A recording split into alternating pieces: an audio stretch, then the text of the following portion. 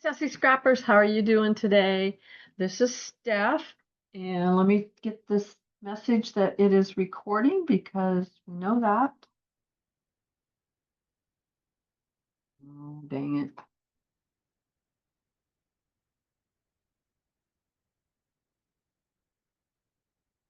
I think we still have it. Hi, Sassy Scrappers. This is Steph, and it is Try It Thursday.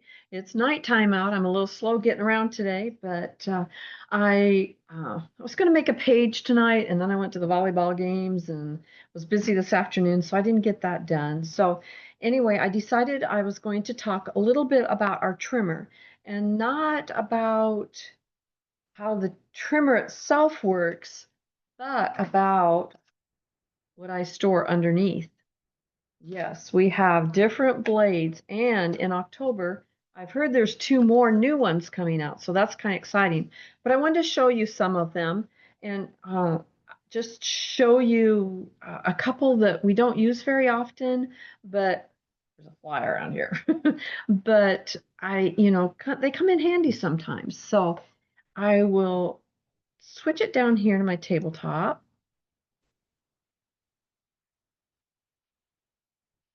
There we go. And I'm going to pull out some of these. Now, some of the people have trouble getting these in and out because they are in there really tight. But what I do is I hold on to the outside and then I take my thumbs and push them. And they seem to come out pretty well that way. You just have to push down and out with your thumb. Okay. So I have a lot of blades back here. I have the scoring blade, which you use probably the most out of any of them, is the scoring blade. Then we have a decal, a perforated, a scallop, a pinking, a wave, a colonial, Victorian, and stamping. Probably the least used is the perforating, and I think this one's probably one of the most fun. So I'm going to pull it out, and then I will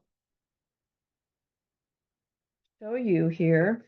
We're going to take our little cartridge holder, and all you have to do is the flat side is always up. You're just going to pull it out and set it aside. And I'm going to try to get my volume down on these. I can hear myself talking. There we go. Maybe that'll help. Okay, and then you're going to take your perforating one. Now, I don't know that there's a right and a wrong way to put them in. I mean, obviously you have to put the curved side down, and that curved side, I can run my finger along this all the time and it's not going to do anything. When you push down on this to make it engage, that pushes down on this white button on the top. That's what pushes it and makes your, can you see it? There you go. Makes your blade go down. See, when they push it, that's what makes it go down. But when you're not, don't have it in the cartridge and don't have it pushed down, it's very, very safe. I usually always put the lettering towards the big part of my trimmer. And you just snap that shut and you're done. Now, what is fun about the perforating blade is it does just what it says. It will perforate your paper. And it just makes little, you can see it just makes little dots there. And then you can fold it and it comes off just like if you'd had it perforated. And for scrapbooking, we maybe don't use it a whole lot, but I can see how this would be wonderful for teachers or someone that rips off things. I have used it for name tags before, where I've made out a name tag and had the top of it perforated with their name on it up here and then something else down here. And then when it's time for the end of the day and I have a drawing, then all they have to do is tear off their name and put it in the drawing box. So that works really well.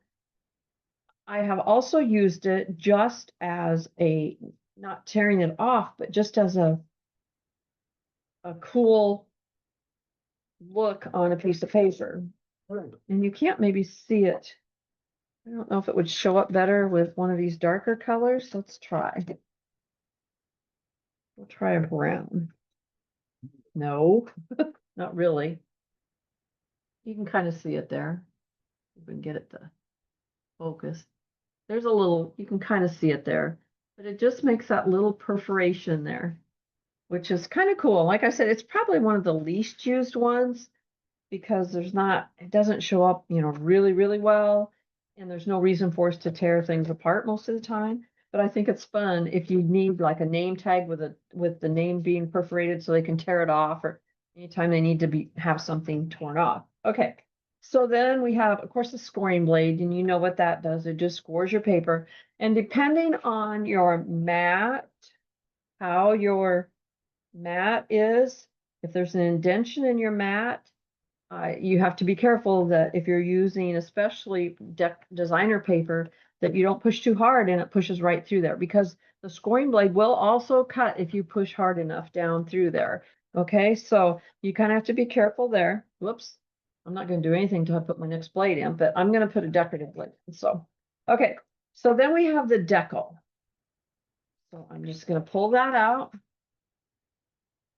and put it in. Again, I'm going to put the writing towards this side. And I'm going to just do the decal. And that will cut it apart, unlike the perforating. It cuts it clear off. And again, let's see if I can get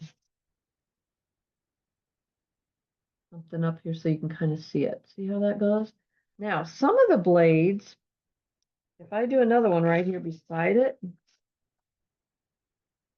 yep, this is one of them, I think. Some of the blades, when you cut them,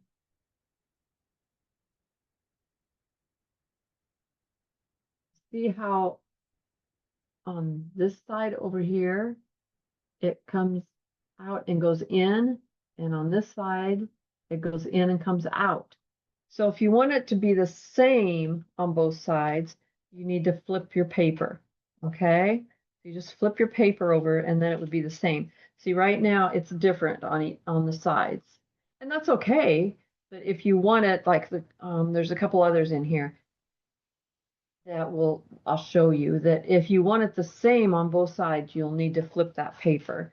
So let's see, that was the decal, right? Yep, the decal, and it's yellow. And it's cool over here too, see? You can cut out a strip like that, or you can just cut the edge and have the edge. So let's see what else I have. Scallop. The scallops is one I think that you have to flip over to. So let's just put the scallop in. Again, I'm putting the printing towards this side. All righty. So here is our scallop, and I like this one a lot. All right, now if I do the same exact thing right here, you're going to see that it cuts the same because this is the same as that.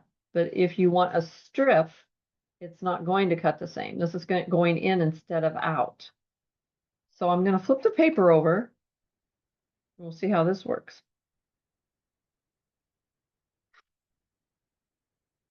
It's just did it. Okay, so how do you do it? Let's see. So I got the same thing. So I need to go this way.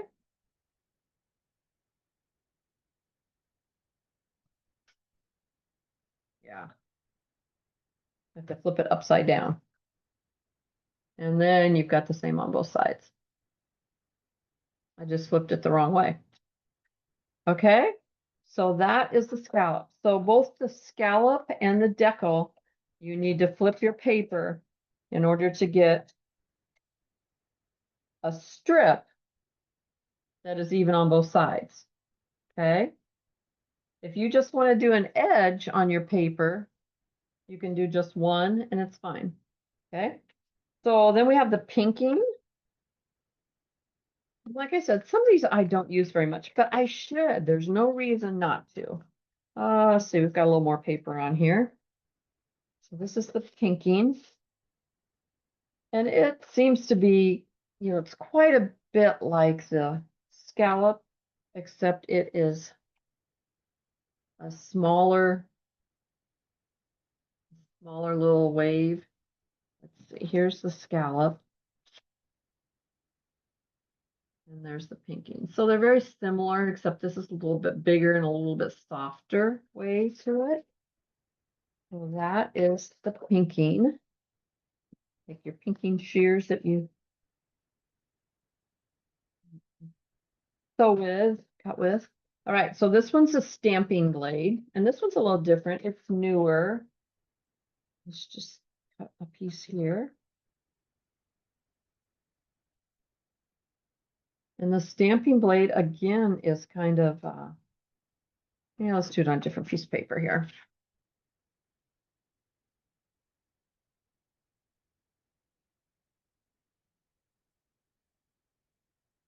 So it is a little more rugged, a little more pointy. And if I do it right beside it, probably going to be the opposite again. Of course, you know, so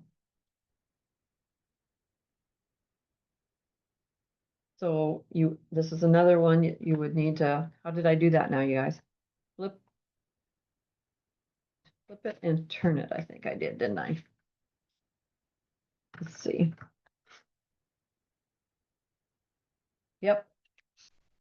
And then I have the stamping one. And really, a lot of these are pretty similar, really. Just a little different curve to them. Okay, so let's do the Victorian. This one's a little different.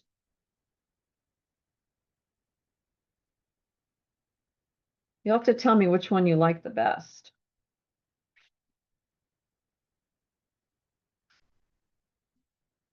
And if you just want to do the edge of a paper or something, that's all you have to do. You're done, you know. You don't have to do a strip every time. But this is what I say, the Victorian. Is that what I said it was? Yep, the Victorian. So it has a little different look to it, maybe a little fancier if you want to say Victorian look to it. Kind of has curves, but it also has some points on it. Okay.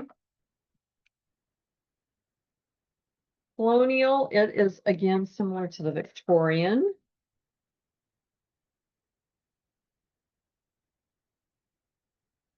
And it's even a little bit fancier.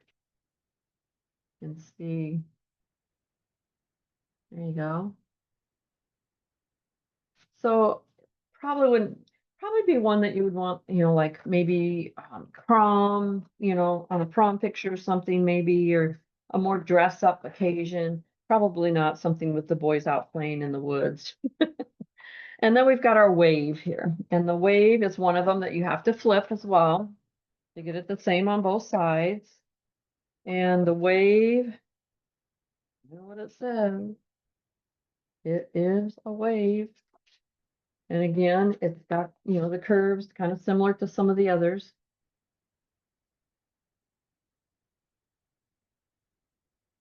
There. And you would have to flip that one as well if you did the other side. So we've got all kinds of different ones that I've cut out here. And a lot of them, like I said, a lot of them are very similar. But they do cut different shapes on the edges. And always remember that when you're done, always put back your straight blade right away, because if you don't, you'll forget and you'll have a curved edge on something you don't want a curved edge. But that's all of them that we have so far, besides our scoring blade. I didn't show you that one. Uh, they all have special uses. Again, don't forget that perforating blade. That's kind of cool. And let me know which one you like the best or which one you use the most if you already have them. And if you're interested in getting more, let me know. But I do know, like I said, I think they're coming out with a couple new ones. So it'll be fun to see what new ones they have coming up and what we can do with those. So, but just don't forget that they're underneath here. I think we sometimes forget that we have all these different types of things. We used to have the old scissors, you know, that we would cut with. And Anymore, we don't have that. We just have, uh, I mean, some of us still have those for sure. We still have them over in a drawer, which I should get rid of them, but still have them. But we have those blades right there handy, and you can always put a little bit of an edge on almost any strip of paper or border or anything that you have. So don't forget about it, okay? And again, let me know which one you like the best.